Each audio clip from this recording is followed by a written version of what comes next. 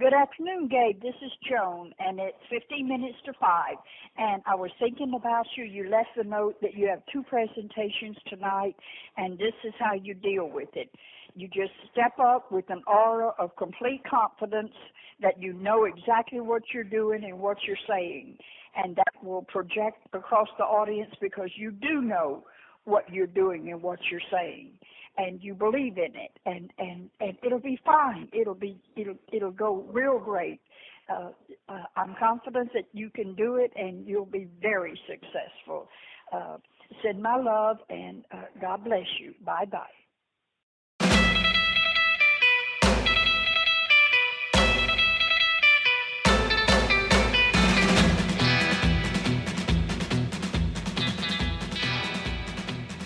All right. I'm Joe Turner, and this is City Manager Unfiltered, a podcast by a city manager for city managers and other public sector executives. I have a very interesting guest with us today. His name is Gabe Reaume. Very fascinating. He's the author of a new book called Strangers and Angels, Finding Family in Unexpected Places. It's coming out on September 12th. Basically a memoir where he talks about his journey from his childhood into becoming a city manager. It's a very fascinating and colorful story. In addition to this book that he's got coming out, he's one of the few city managers in the profession who has a wife who's also served as a city manager. Makes him pretty unique in that regard. I don't think we're really going to flesh that out in too much detail in this podcast. I think we have to save that for another podcast, Gabe. But welcome to the show, and thank you for being a part of it. Hey, thanks, Joe. I really appreciate it. Excited to be here. Awesome. Hey, real quick, I'm just curious. I did see another couple up in, I think, Minnesota area who are husband and wife city managers or whatnot. And since you were living that life for a while, although your wife's not a city manager at the moment, are there quite a few other couples out there who are in the city management ranks like that, who are both husband or both spouses are city managers? Do you know of? Yeah, there are. The city manager of Arlington, Texas, and Southlake, Texas, in our region, North Texas. Kind of a similar story. Corey and I met early in their career, and husband and wife. And I think Corey and I would say, you probably can't choose who you fall in love with, but wouldn't recommend 2 city management careers in one household if it can be avoided. That's a challenge. That's a challenge. Yeah. It's tough enough for one person. And she's actually kind of the past 3 years or so done a number of interim city management jobs, which she's still doing. So she's still in city management. I'm not sure if you're aware of this or not, Gabe, but I am a staunch opponent of residency requirements for city managers. And if you're having residency requirements for city managers, it's pretty tough for a husband and a wife to be city managers at the same time if they're going to live in the same house. Yeah, absolutely. And I think that the world we live in now, there's 2 career households. So residency requirements are going to be, I understand where a city council is coming from. It's a nice to have, but it's going to be really hard to, make that a hard and fast rule in the future with 2 working people in one household. So, absolutely. Yeah, it's absolutely. Interesting. So, we're here today to talk about your book, plug your book, Strangers and Angels. It's coming out on September 12th. It's going to be an ebook as well as a hardback edition. It's a very fascinating read. I read it from cover to cover in a couple of nights. It's beautifully written, colorful characters, amazing stories in there. It's not so much a practitioner's guide to city management because it is more of a memoir, but I can tell you that anybody who picks up this book will be enthralled. I mean, it is a really good read, and you're a really good writer, Gabe. Hey, thank you. I appreciate that. My previous endeavors in writing were in Mrs. Vanskell's 3rd grade class. So there was a young authors competition in my 3rd grade class, Jefferson Elementary, which is in Ionia County, Michigan.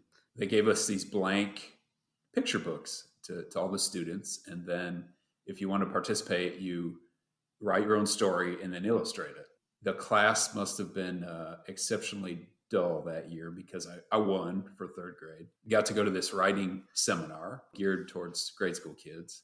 Since age 8, I've just been thrilled with the idea of writing, but really hadn't practiced a whole lot until the past couple of years. Lifelong reader. I remember clearly also around age 8, and I'm raised in a rural environment when I got my library card. That was kind of like a life-changing moment because the world is like unlocked to Right. a person. And this is pre-internet, kids. Any of the kids listening at home, this is pre-internet, so you didn't have access to all this. You had to go to an actual Yeah. place to get information. Yeah, you're right. And where I was raised in rural areas, internet was kind of late to the game. And then by the time I was in high school, we had dial up, but of course that's slow and spotty service and that sort of thing. So, fast forward 30-ish years, I had lived with my best friend's grandmother in Sugar Land, Texas for about 4 years. So Say when I that moved, again, Gabe. Say that again for the people in the back. You're living with who now? You're in your yeah, 20s and you're living with who? yeah, 20 something unmarried guy is living with an 80 something year old woman. Really, really strange. But, people that know me, hey, you got to own who you are. I'm an awkward dude. And I'm okay with that. Right. I mean, part of maturity is maybe accepting Who you are, what you're who you about, right? are. Yeah. Yeah.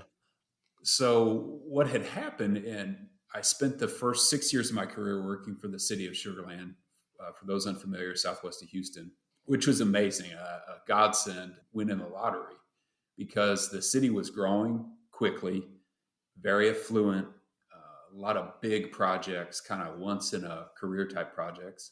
And I just really loved all the people that I worked with. It wasn't a job, it was like my entire life. And the people that I worked with were like my family. So got to become very close with, he was a director at the time when we first met at a Texas City Management Association meeting. This is Mike Goodrum, right? Mike Goodrum, yep. So we first met at a TCMA conference, I should say, in Austin, and just really hit it off.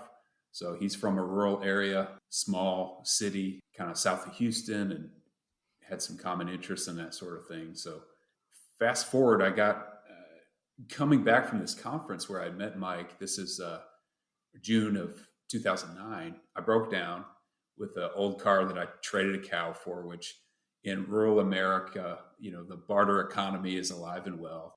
I can't tell you how many times I've traded for goods or services. It's just how it works. So, yeah, so he bails me out, it tows my junk car, and over the next couple of years, we get to be really close. And Mike's 7 years older than me, and he's like an older brother to me. And he's more established, right? He's got his career's more established, his family's more established, all this stuff, right? Yep, absolutely.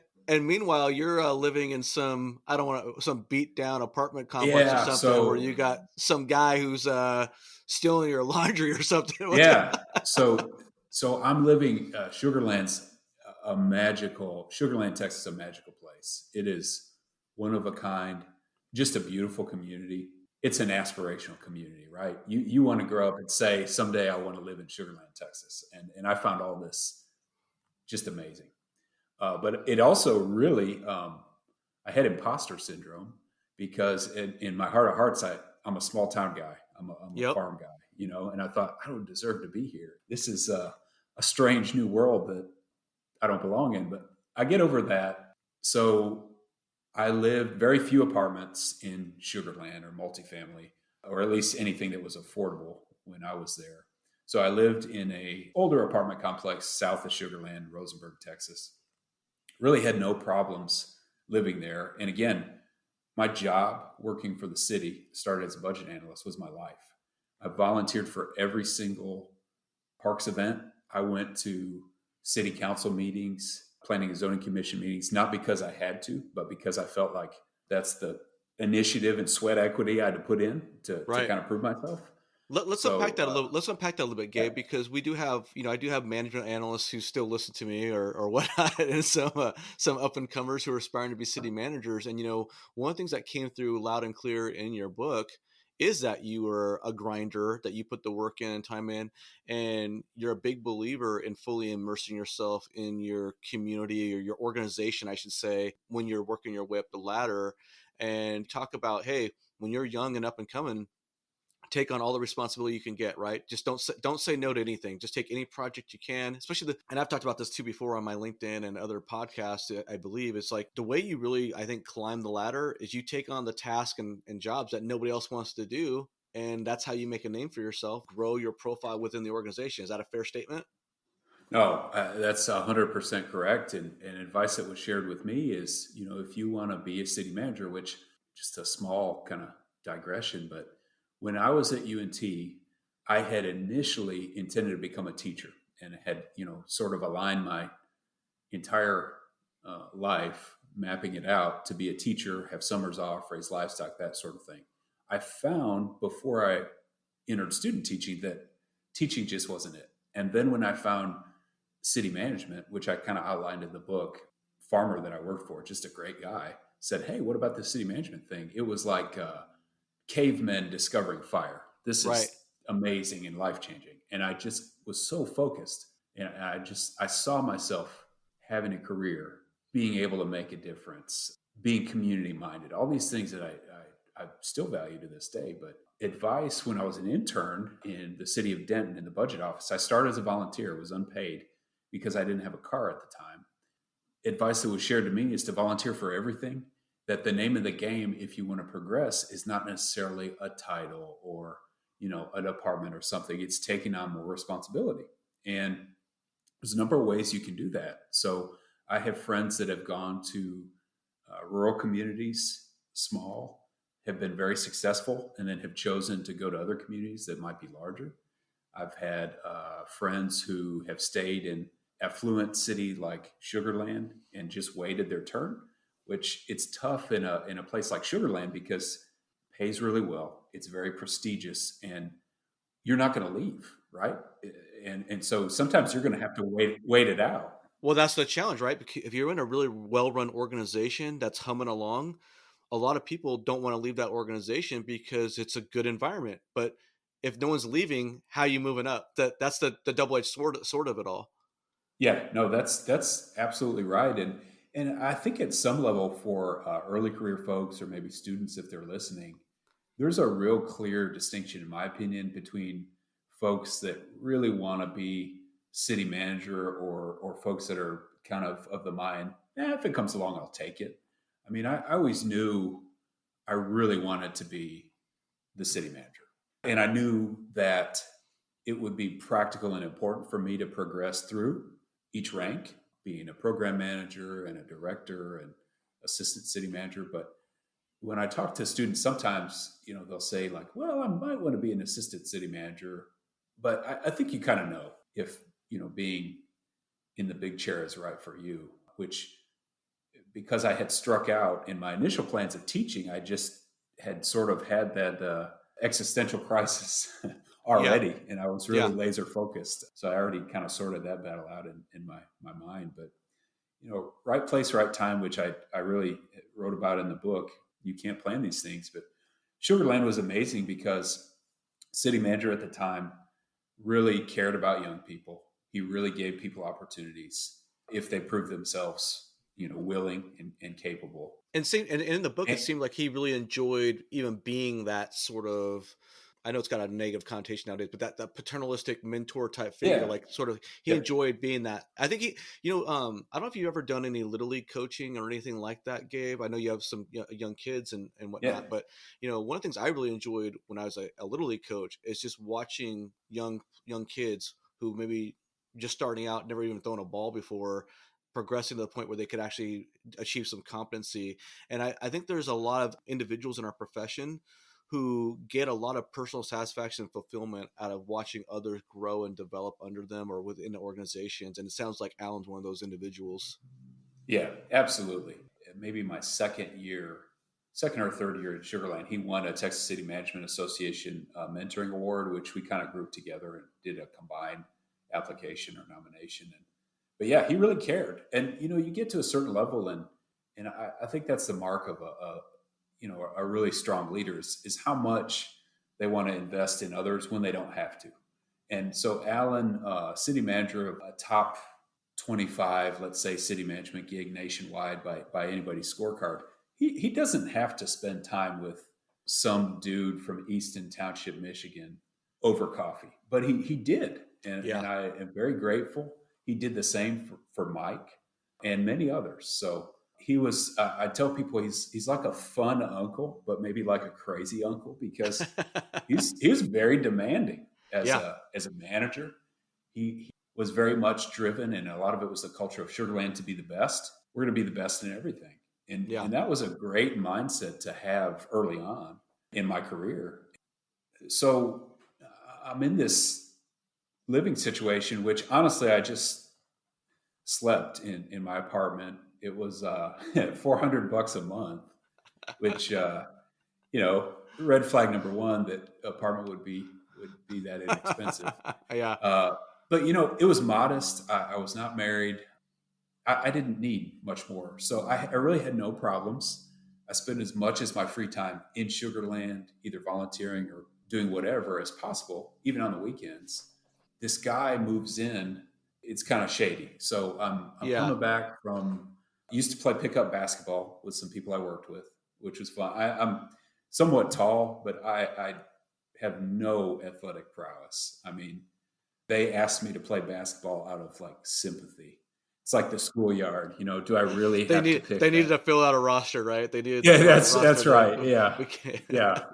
Came back from playing basketball, and this guy, I had to go up some stairs to my apartment, and I had to kind of shove this guy. So he's smoking a cigarette, kind of blows smoke in my face and says something to the effect of, "Oh, you're a working man. I bet you just, Is want to go." this dude a tweaker? Is he some drug user? Or does he sound like a very sketchy character? I really think he's on something, and I think that he was probably dealing something as well. Right. People are always coming and going, and it was strange. So we had this little run in. There was a coin operated laundry, washers and dryers in the complex. So people would steal my loads. They'd take my wet clothes out of the dryer. I hate that part of it. It's like, who does that? It's like, so not only is it creepy because you don't know who's doing it, but I mean, unsettling. So I thought, you know what? I'll be the better person. I left change out. So I would leave change out. And if somebody wants to steal my washer dryer time, then I'll pay for them. So it kind of goes away for a little bit. Well, then I catch this guy taking my clothes, wet clothes out, throwing them on a concrete floor and we all know it's a very clean concrete floor, right? We all know that those laundry concrete floors are very clean. Yeah. Yeah. So I'm also convinced that he's not right. He's doing something shady, all around creepy. So I think I was like a stray cat to Mike and his family. Is I would just hang out with him a lot on the weekend. So he had young kids, which I thought, always want to have a family, which now very fortunate to be married and have four kids. Well, because Gabe, it's in all fairness, right? If someone reads the book, they're gonna quickly find that you're not exactly Mr. Smooth Operator, ladies man, going out to the clubs. That's not who that's not Gabe Reaume, right?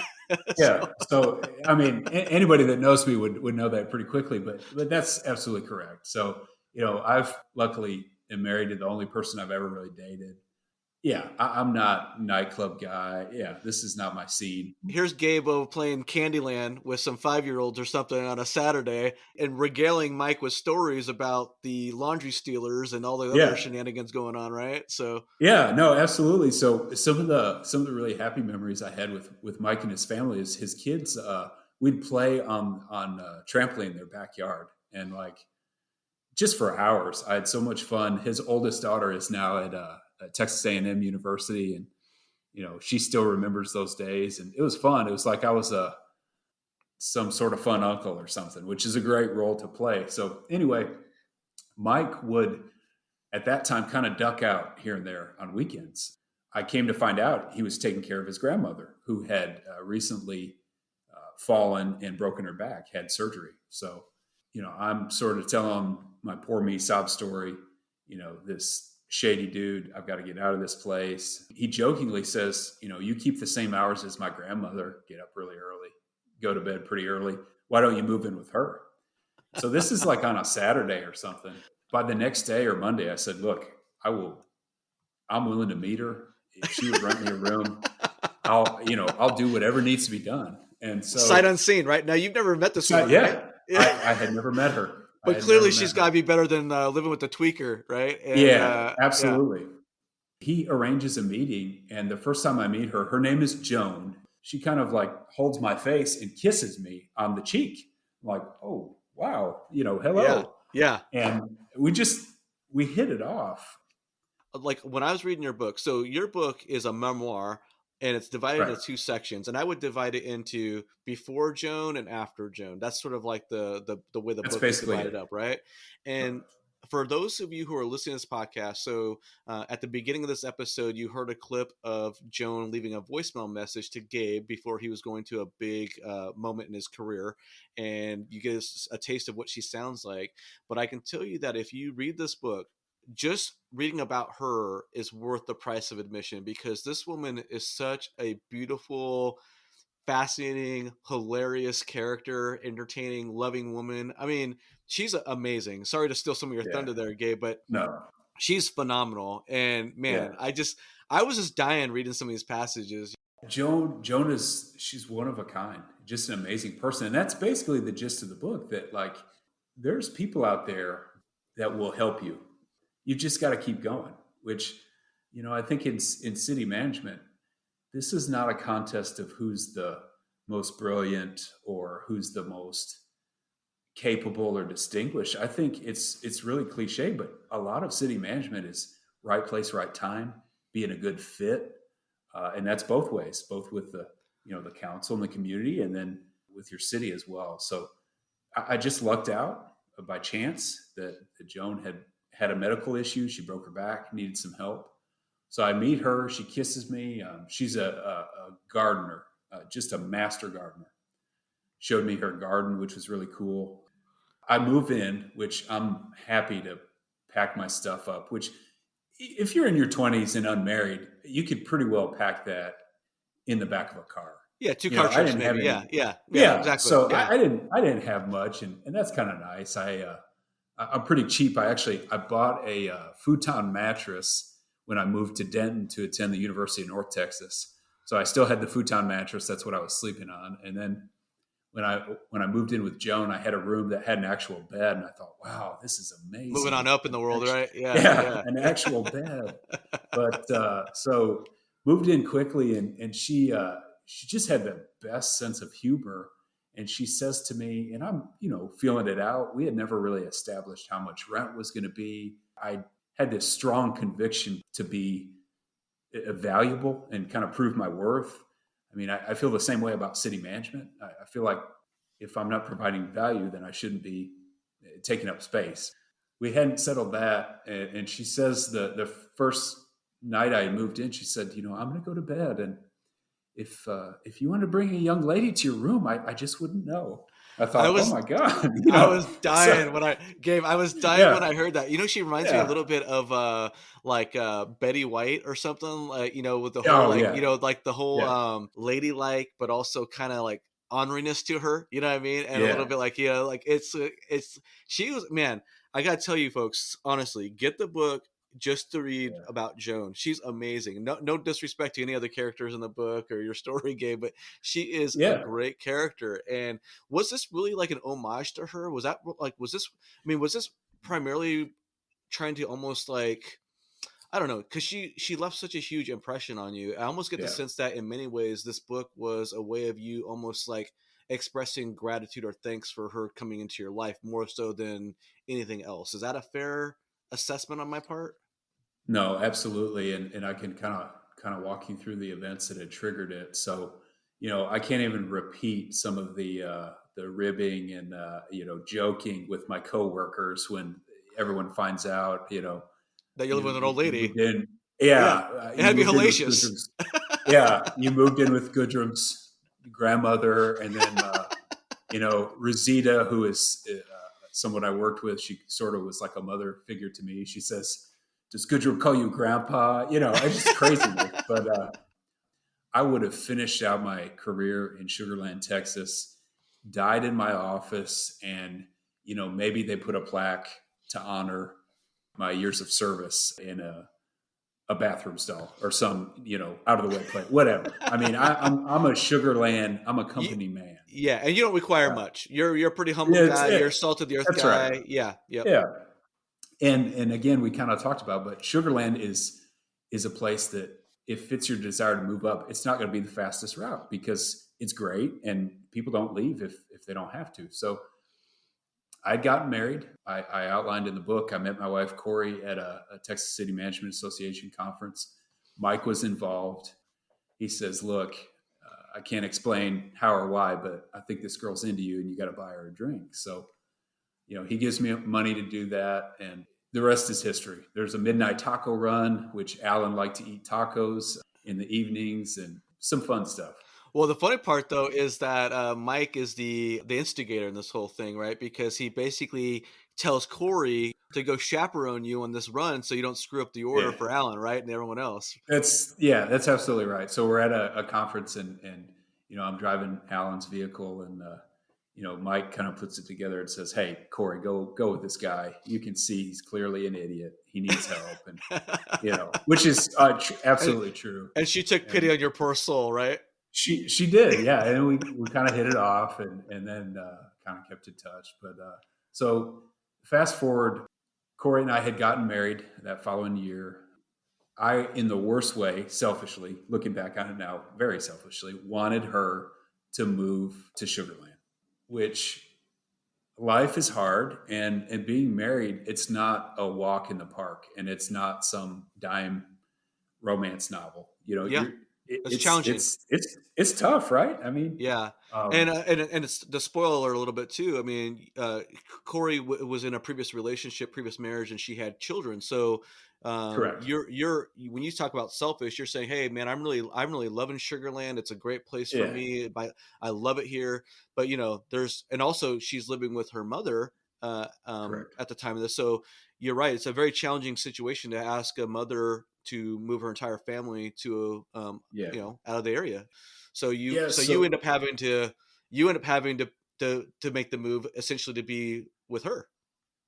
You're right. So at the time when we got married, we're one big happy family now. It doesn't matter that the older kids, they're not your biological children. The biological. Yeah. And this is something Joan, in her wisdom, helped me deal with because her husband, who was Mike's grandfather, raised her son, who was not his biological son, but adopted him. And she told me, and I can remember it clearly. Look, a father is whoever shows up and whoever's there. It's not a DNA test or something like that. And that was really important. My oldest boy is not my biological son, and I've raised him since he was 3 years old. And that's exactly right. Yeah. It's not who's contributing the DNA; it's who's there, who's present, who's making a impact on that person's life. No, you're right. Yeah. So again, a father is who's there and who shows up. And I'm never going to use the term stepfather. I think it makes me bristle. But our kids are our kids, and I'm always going to be there. So right. Yeah, so the first year, and I wouldn't recommend this, the first year we were married, Corey was working for the Council of Governments in North Texas, really loving her job there, doing well, had been promoted a time or two. I'm still in Sugar Land, selfishly thinking, you know what, at some point I'm going to win this war of attrition and she's going to move down to Houston. So, which between Sugar Land to where we lived in Denton, eventually lived in Denton, was right about 5 hours. Now, one thing I would say to early career folks is city management, it's a 24/7 cycle. And if it's someone's desire to have a neat and clean 40-hour work week, wrong line of work. It's not your gig, especially the higher up you go, which I've found you're sort of always need to be available. Thankfully, Alan and Mike and others I work for recognize that I put my time in, and I was able to take off pretty much around lunchtime on Fridays, drive to Denton, spend the weekend with Corey and the kids for like the first year we're married. Then comes our youngest daughter. She just turned 9, and she was born, in 2014, September 2014. In fact, the book release date, September 12th, is her birthday. So, awesome. Little birthday present to Rosie. So Joan had helped me. I tried to do it justice, and it did poor justice to the wisdom and the love that she was able to convey to me.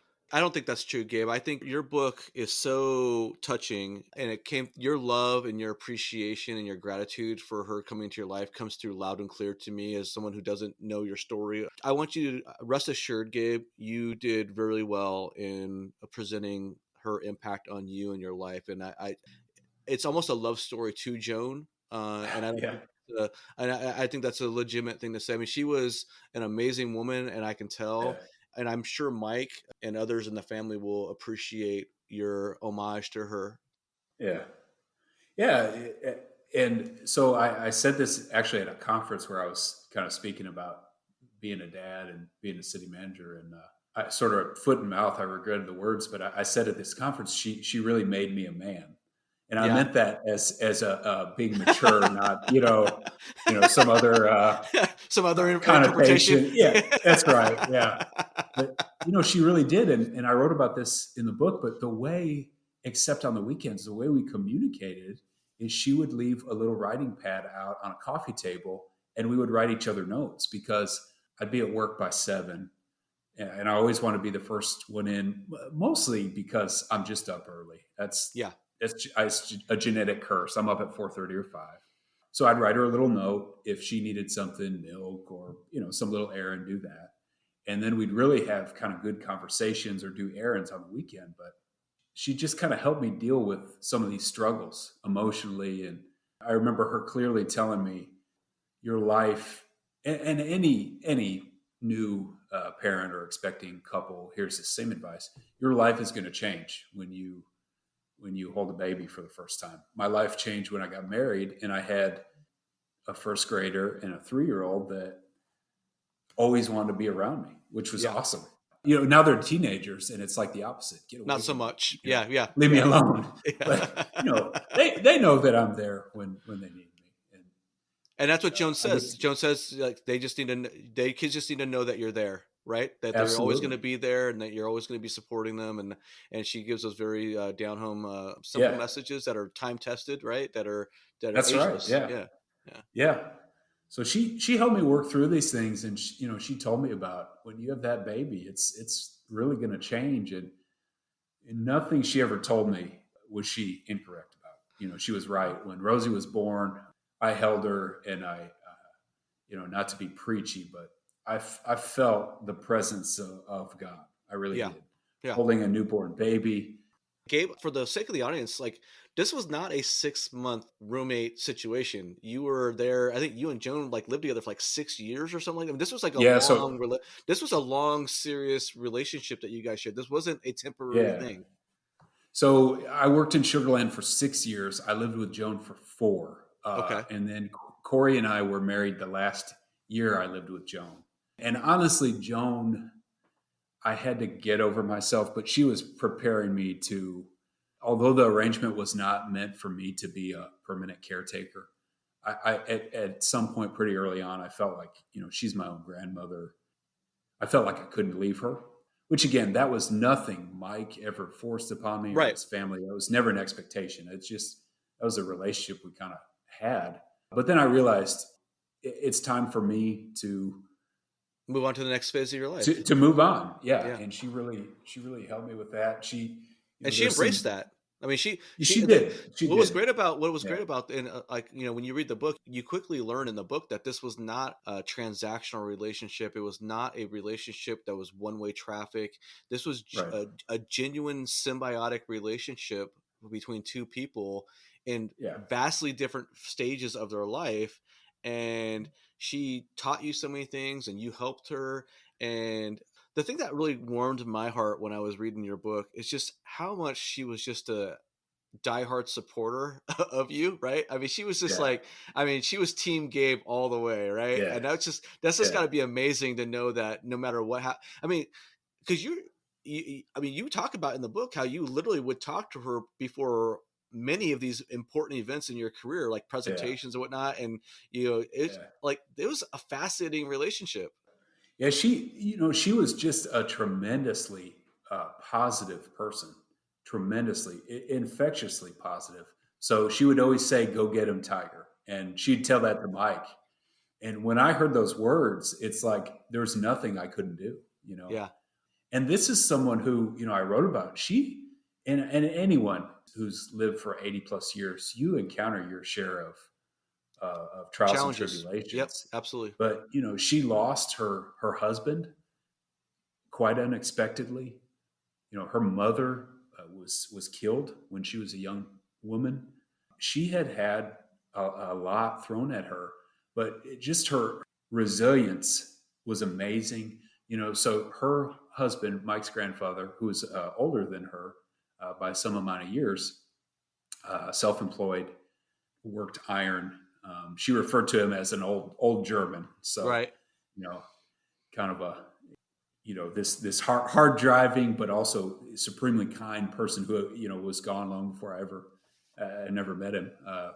But she's left without him, and had to take care of herself. She had to Had reinvent a herself. had a You kind of talk about how she has to reinvent herself, essentially, right? Almost. Yeah, and so she had their farm, which was in Manville, south of Houston, to kind of take care of after Bill, her husband, had passed away. On kind of a whim, she starts making jewelry. It becomes a passion, and the human endeavor is such that I think all of us, we can do anything we set our minds to, but we can't do everything. So, what becomes your passion and your driving force? If you're concentrating all of your being toward that end, you're going to get somewhere. You Yeah. know, city management was that way when I found out about city management. I just thought, I can do this. And I have a desire to do this. And everything I wanted to, all my free time, I wanted to learn about, I wanted to hear from people. But Joan reinvents herself by making jewelry. And so she would watch this television network, Jewelry Television. Once a week, they had this program called Jewel School. And it is like she's going to a lecture. She's preparing notes. She's writing down a diagram of what she's learning. And I just always appreciated that about her because she was so passionate and always wanted to learn, even in her 80s. And you talked about too, like she was so curious, right? She just had Right. she talks about, having a zest for life and just wanting to Right. just having a curiosity about the world, right? I mean, I think Yeah. I think a lot of us as we age, we lose some of that childlike curiosity or fascination with the things around us. And she just seemed to be just such an infectiously positive person Yeah. and open to new things, right? Like she, and I gotta say, when I was reading your book, Gabe, I could tell that you have a positive mindset and the way outlook and optimism that how you outlook. There's an optimism to how you approach life and so forth. One that's a little bit foreign to me because I've had a little bit more of a pessimistic sort of maybe realistic viewpoint. If depending on how you want to say Yeah. things, like people say, "Why are you so pessimistic, Joe?" I'm like, "I'm not pessimistic. I'm just realistic." But you know, Right. you know, but I've had some different life experiences. Your parents worked in a prison. My parents were in prison. Yeah. You know what I mean? So it's a Yeah. little bit of a different Yeah. dynamic. And but what I found fascinating about your story is that you have this overwhelming sense of optimism, this positive mindset, this belief that good things are going to happen. You talk about in the book in one section that there's only two things we can control: our thoughts and our actions. It's so true, right? And I think a lot of us, we need to understand that, we can control our happiness and we can control how we look at things or by what we're thinking and what we're putting into Right. our brain, right? Or it was interesting because, there's a lot of us engage in negative self-talk. And I think that's Yeah. something that you might have, reading your book, that's something you kind of maybe did a little bit earlier in your life because you had some weight issues and some struggles with some of your Yeah. background. And at some point you were able to correct that and fix that in college through some a fascinating story with one of your college roommates. Yeah. And it's having that positive mindset and outlook on things that can really take you to the next level. And it comes through not only through your upbringing with all the different characters that you meet. I mean, hell, the title of your book is Strangers and Angels, Straight. right? Yeah. And Yeah. it's like Right. you have you see all the positive of all these different interactions with people that you only briefly meet for a moment in time versus somebody you've also spent 4+ years with getting to Right. know. And you have this amalgam of characters that create this really beautiful tapestry. Or not, I don't want to get too flowery here. You're the writer in this interview, not me. But it's like this amazing combination of all these characters that come together in your life that give you this really positive outlook on things. Yeah. And I think that's something that maybe we need that now more than ever, especially being in city management when things have gotten so volatile and so partisan and so negative at times. Yeah, absolutely. The thoughts and actions. I mean, that's Stoic philosophy, Marcus Aurelius, and it really applies to city management and local government. But it's easier said than done. So, no city manager, you can never control a city council or a mayor completely, Right. or there's and I think a lot of the struggle is having the right personality to be able to deal with that. Yeah. The job is tremendously rewarding, as you know, otherwise you wouldn't have been involved. But it's not for everyone. Our mayor in Saginaw is really, I tell people he's like the anti-mayor. So he's trained as a research scientist. He's a tremendously introverted person. He really doesn't like attention. So like staff, we have to say, "Hey, mayor, we've got a ribbon cutting. You've got to show up." And he'll say things like, "Do I have to?" Yeah, Yeah. people want Yeah. to see the mayor. Yeah. So Yeah. you're really lucky when you have personalities that are really there for great reasons and want to serve the community. But I think that people listening, you've got to understand that there's things that you can control and that there's things that you can't control, and make the best of it, especially in city management. I think a lot of us sort of get bogged down. I think I'm guilty of this too, uh, Yeah, by getting frustrated or just overanalyzing the things that we can't control, right? I mean, how often do right. we allow things that we can't control to negatively impact our mindset or our being or just what we're doing, And I think Yeah, that's something that I can tell through your book and your writing that you have done a lot of work on as far as your own personal development. There's also yeah, this interesting passage, interesting section of your book where you're talking to a gentleman, I think it's Burke. I forget his name, might be Burke. And you're talking about how you just can't wait for it to be Friday. It's, maybe it's a Monday or yeah, Tuesday. And he says, son, don't ever wish your life away, right? Every yeah, day is Friday. And that goes back to that mindset that you're talking about, right? So, I know we're human beings and we can't yeah. always literally have every day be Friday. You genuinely attempt to make everyday Friday for yourself, right? I mean, by having that positive outlook. That little moment with Burke, who was I was a student worker. He was kind of a military guy, kind of gruff, and that may have been the only time I talked to him. I was a little scared of him. He was just really stern and speak when spoken to type. But yeah, he really grabbed a hold of me. I said, "Sir, I just wish it was Friday." And he just looked me dead in the eye. Don't ever wish your life away. And that really stuck with me all these years later. And you just never know. So whatever challenge you're going through, your listeners going through now, you've got to understand that it's preparing you for something. It may not be pleasant at the time. I read the articles about terminations. You do a great job of sharing that. City managers get beaten up all the time. A rational person has to admit, if you do this long enough, that's going to happen to all of us. Yeah. So it's tough. And again, I don't think the job, it's a personality fit and a mindset, really, and then as well a good connection with the community and the governing body and kind of the mechanical side of things. But I knew my time with Joan was borrowed time. I finally decided to leave Sugarland, which was tough. That's like Leaving home, right? That's like moving out of yeah, your yeah, house. I mean, going to college or absolutely. something. I mean, Yeah, yeah. yeah, it was tough, but after Rosie was born, especially, I think I lasted 4 months after she was born. It was a big decision that was not a big decision. I Yeah. knew I had to be with Corey and the kids. So Joan helped me through that. I think looking back, had I stayed in Sugarland, I probably would have been a director, pretty confident. By now, I'm not so sure I'd be an assistant city manager. Definitely would not be city manager like Mike is today. So leaving Sugarland was really tough, but also a great, both personal and professionally, a great move. Yeah. Um, So, Gabe, your book that you wrote, Strangers and Angels, isn't exactly like a practitioner's guide to city management or what have you, but there are some little nuggets in there that you've you picked up over the years or from your experience when it came to progressing through your career that I think would offer some insight to some aspiring city managers? You had a funny story in the book about how you would, kind of ballsy actually when you think about it, but you would cut out these buy one get one free lunch offers, and you would take them into work and you would hand them out to department heads and other people in the organization, and you said, hey, you buy lunch, I'll come for free. And you use that as like a networking opportunity and almost like to get, learn more about the organization and develop your career. Can you talk more about that and how that came about and just that experience?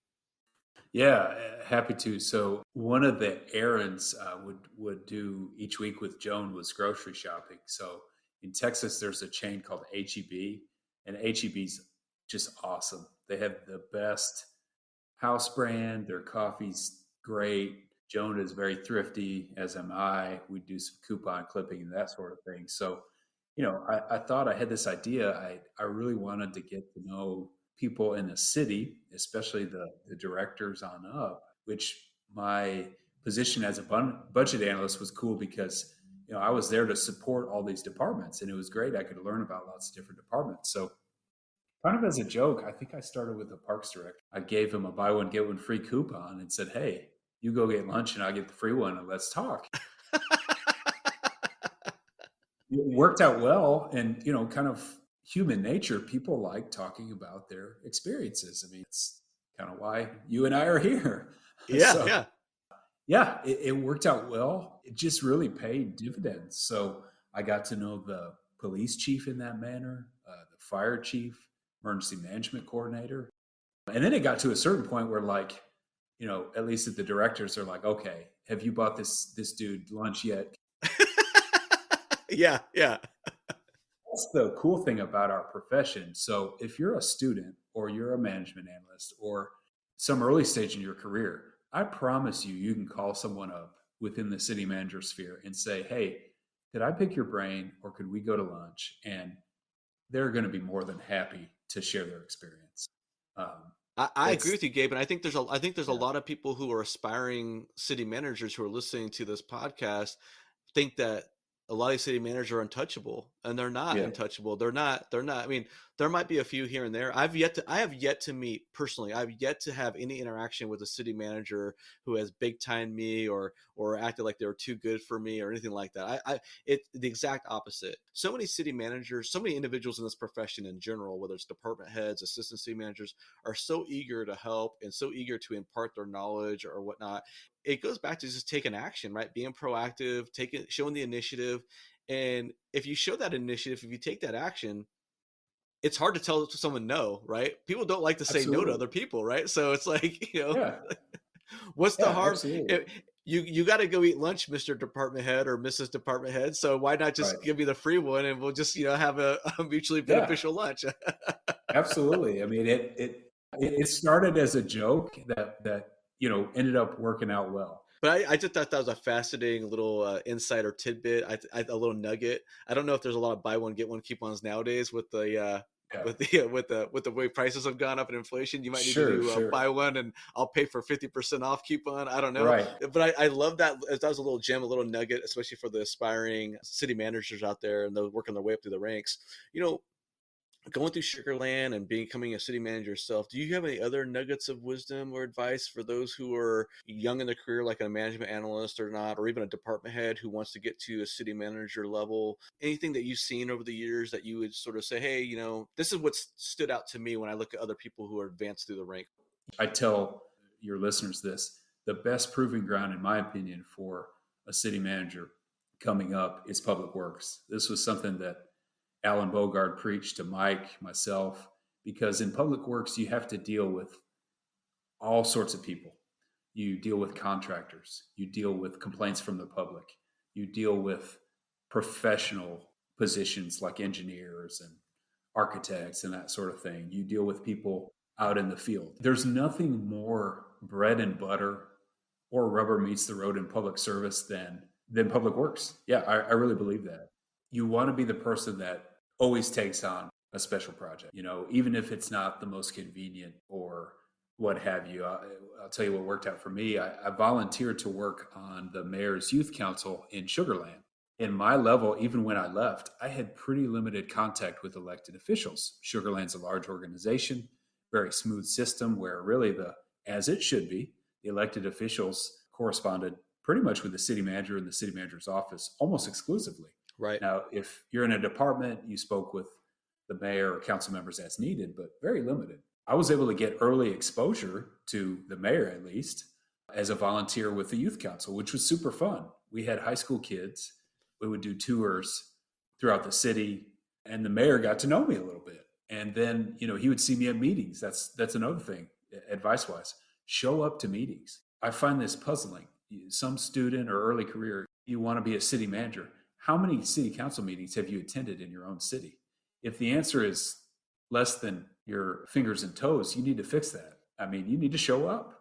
It's important just for observational purposes to see how the council works, how the council thinks, how staff presenters are received. I was not like I was taking, Joan's level of detailed notes related to jewelry making, but observing these things was important. Gabe, I posted something recently on my LinkedIn about, it was something along the lines of, it was a little story about a city manager who was kind of going toe to toe with a governing body member in a public meeting. And there was some, combativeness there. And I said, the gist of my post was there are things that you can't learn in MPA school, and there's things they don't teach you in MPA school. And one of those things that you can't learn in MPA school really is that observational experience of seeing the nuance of how a city manager interacts with a governing body or things of that sort of nature, especially when there's something of contentiousness, or if a city manager might be holding a governing body member, a member of the governing body accountable for something that they're doing. And I think that's a really great point, because it's not just about what you read in a book. It's not just about what you hear about. It's like you got to get eyes on the environment that you're going to work in, and also understand that all these different city council meetings that happen across the country, they all have their own different personality, their tone. And it's like, you're never going to see that in MPA school. It is so easy now to go and sort of, eavesdrop on cities all across the country and see what they're doing and how they're handling their meetings. So I think that's a great point about being more observational in your approach to city management profession.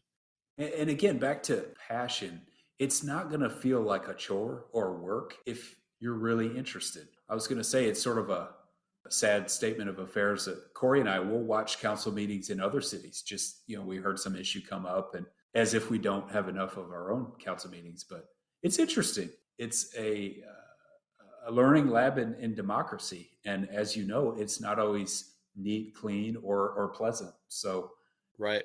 The more you see, the better you're going to be prepared in the future, I think.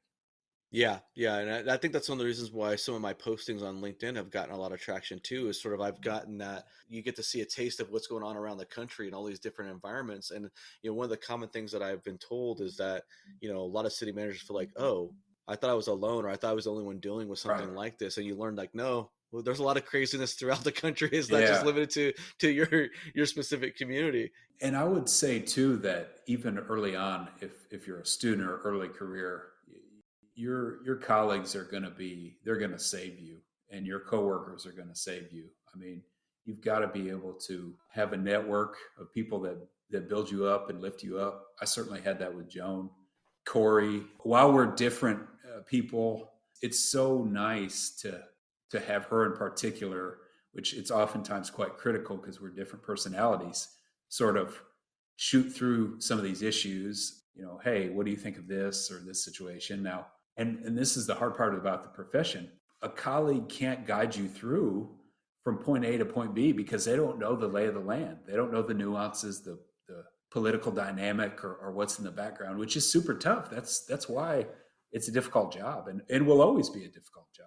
That's a very astute observation, Gabe, because we talk about this being a lonely profession. Even when you have peers who are really the only ones that can relate to you, and you have a spouse who obviously who has city management experience as well, so that gives you a little bit of an extra sort of leg up in terms of having that ability to navigate some of these waters. But man, you hit the nail on the head. Even when we have peers that we can talk to about our situation, we can't download them and give them the full comprehensive 360-degree overview of all the different components that go into the various factors that we're navigating as we decide what course of action we're going to take or how we're going to approach a certain issue. It's so challenging. There's not a lot of other occupations like this that you have to, and then you throw in the social media element, right? And the public backlash or the public, scrutiny that we're under from members of the public or the media. Man, it's a very, very challenging environment. Absolutely. Yeah, you're right. Once I was finished with school, like the last thing I wanted to do was read another book, but I'm a pretty steady reader. I'm a very slow reader, but I find biographies, everybody, I read a few months ago a biography about Ali, so Muhammad Ali. So everybody would recognize great boxer.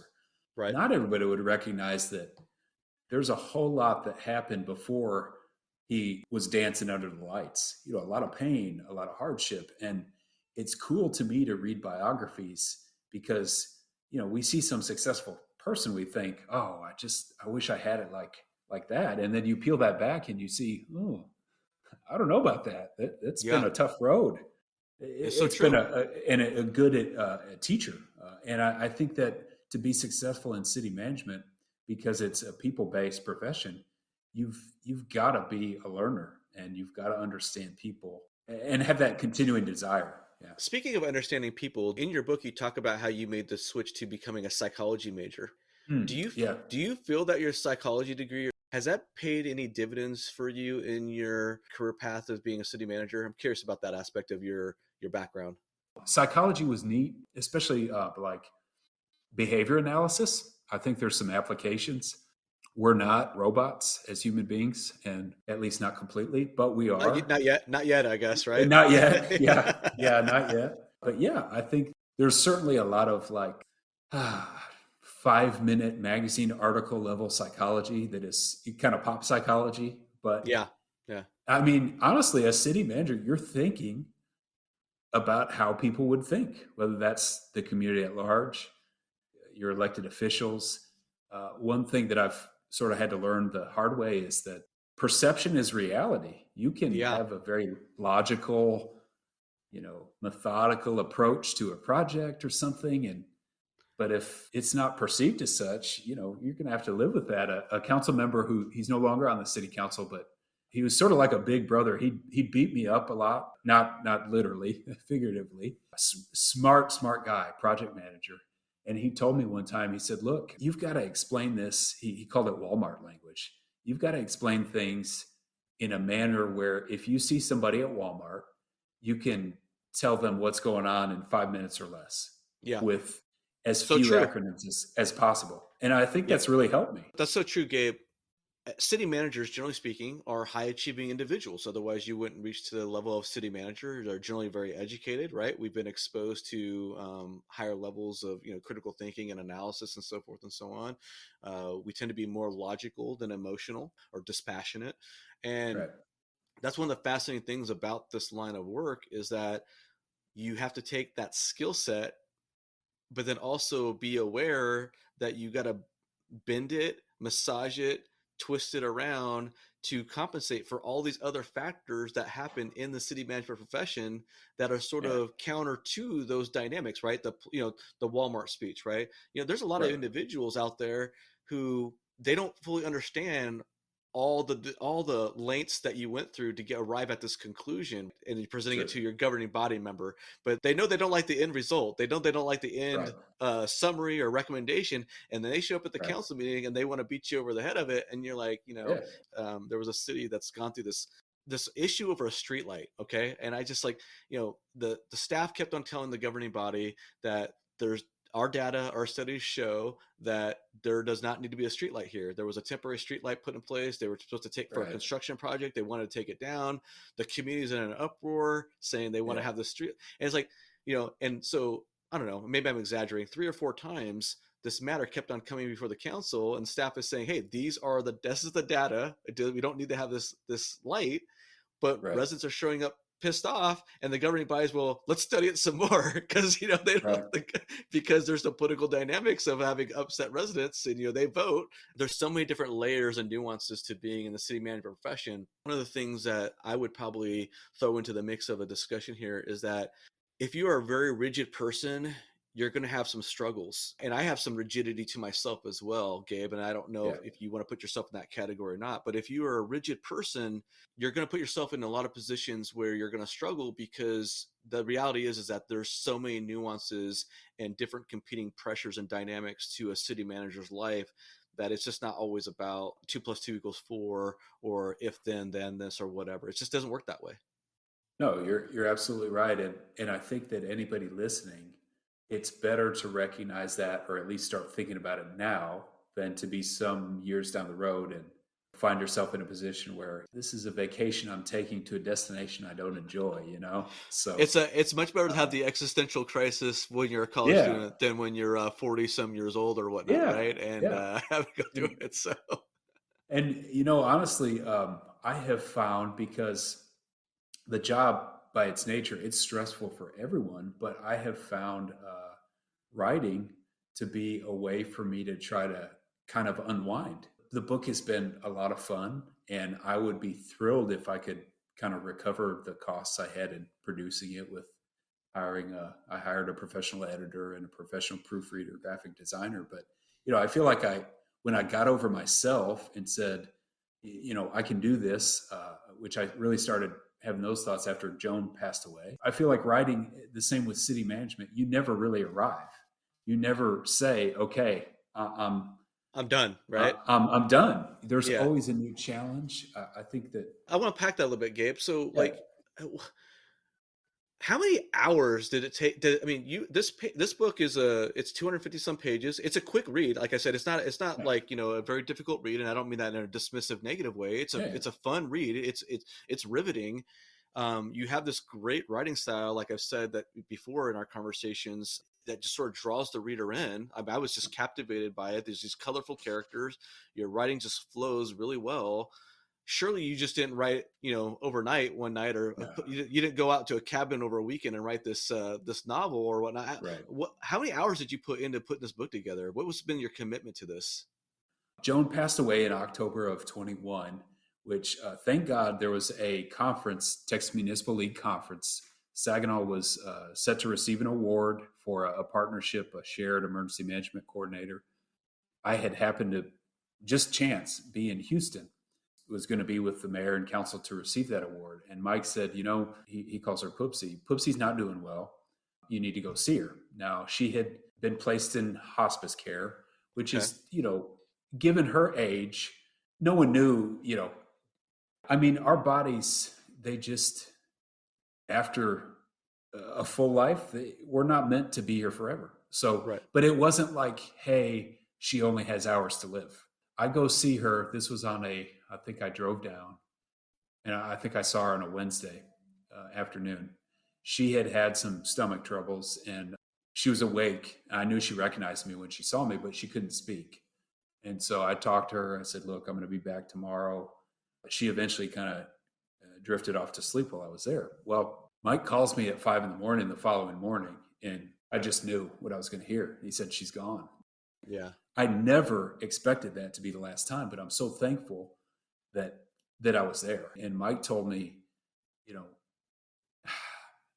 it's just a special moment. I'm just so happy I was able to see her. And when I left Sugar Land, we had talked weekly, if not several times a week.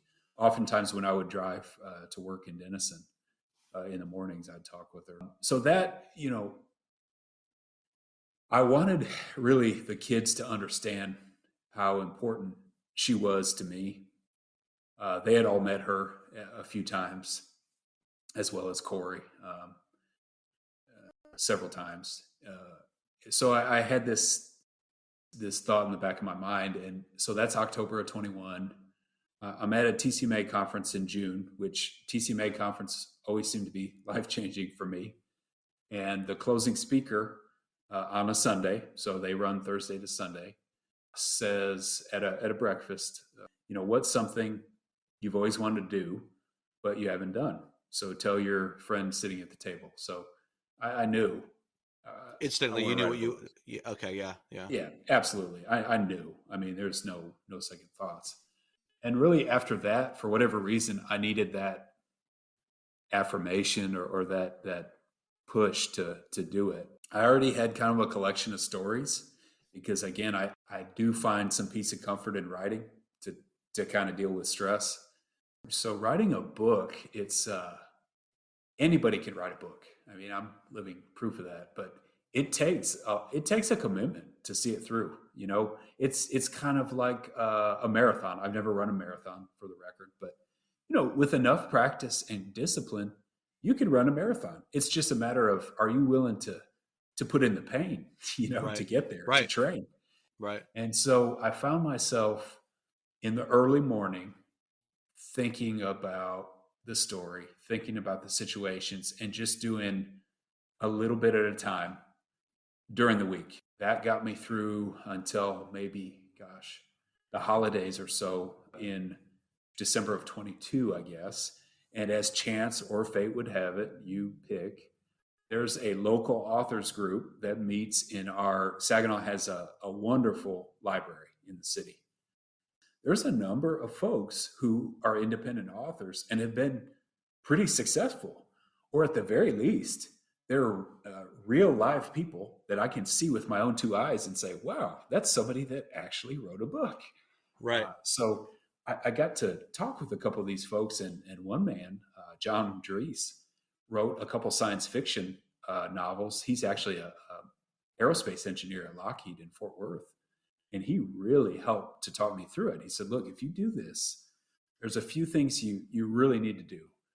One, you've got to hire an editor because your friends and your family, they're not going to be mean to you and tell you, hey, they can't give you the unfiltered sort of straight dope when it comes to the yeah, editing, right? Yeah.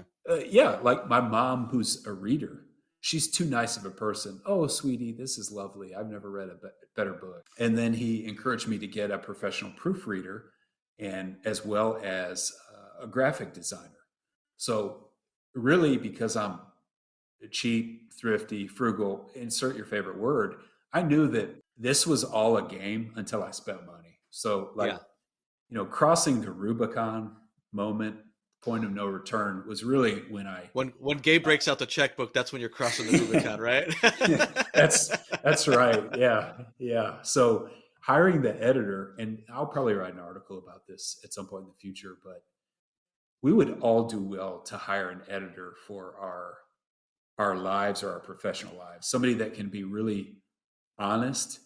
So I think the work of an editor is it's somebody that needs to beat you bloody, but then also nurse you back to health. So it's a really Not unique. beat you down, but not take away your confidence or Yeah, your passion or don't whatever. right. Yeah, don't break your will to live. Yeah. Much like in city management, a great mentor. A great mentor needs to be honest with you, but also not be so harsh that you're jaded or, you know, Yeah.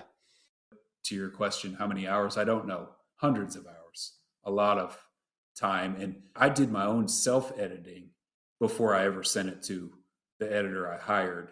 So I think the copy was fairly clean as far as flow wise, punctuation, and that sort of thing. But I think you're talking about having an editor for our life and our careers is very impactful. And I agree with you 100%. It's a great book. I know you put a lot of time and energy into it. I can tell, I can only imagine. I know you said hundreds of hours. I know you spent lots of money on it. I know this is not a get rich quick scheme. That's for sure. I don't know if you're ever gonna get your money out of the book, but I would end this interview by talking to the rest of the city managers and aspiring city managers who are listening. And I've talked about using this podcast as a platform, my LinkedIn page as a platform to support our peers, our colleagues, our fellow city managers who are working on their personal projects and things of that sort of nature. I would invite all the city managers, and not as an act of charity, but hey, step up and support fellow city managers when they're putting themselves out there in a very vulnerable way. I mean, this is a very vulnerable representation of your life. I mean, you're really candid, Gabe. This is not it's not all fluffy and nice and and clean and happy, unicorns and, and butterflies and rainbows. I mean, you're very vulnerable in this work. I applaud you for having the courage to do that. And so I would invite all the city managers and the listeners of this podcast to please step up and support one of our peers. Your ebook's going to, I think I sell for was it $4.99? I think the ebook's for $4.99, and I'm not sure what the hard copy book price is going to be. And you don't get 100% of that money because Amazon takes a cut. You know what I mean? There's no reason why our peers should not be supporting each other. And I would invite everyone to check out the link in the show notes to get to the actual ebook page and what have you. And I don't know if you have any final comments on that as far as supporting each other or whatnot. The one thing I guess I would leave you with is anybody at city management, you have to understand that criticism is part of the job. So it's going to be interesting and difficult for me because I'm sure I'll get criticism related to the book. What I would tell people is buy a copy. Like you mentioned, I want to recover my production costs. If you don't like it, buy 100 copies and let's have a book burning, So no, I'm just kidding. But, kind of parting words, find this job is worth doing. It's stressful and difficult. It's tremendously rewarding, but find something that really helps you deal with it. Because I believe I've found that in relationships and people, but also writing. I intend to continue writing, and just like city management, I intend to improve and get better each day. Awesome. Well, hey, Gabe, thank you for spending some time with me. Audience, your listeners, this book's going to be available on September 12th. Please support Gabe Reaume. The book's called Strangers and Angels, Finding Family in Unexpected Places. So thank you, sir. I appreciate your time. Thank you so much. All right, I'm Joe Turner, host of City Manager Unfiltered, a podcast by a city manager for city managers and other public sector executives. Until next time, see you later.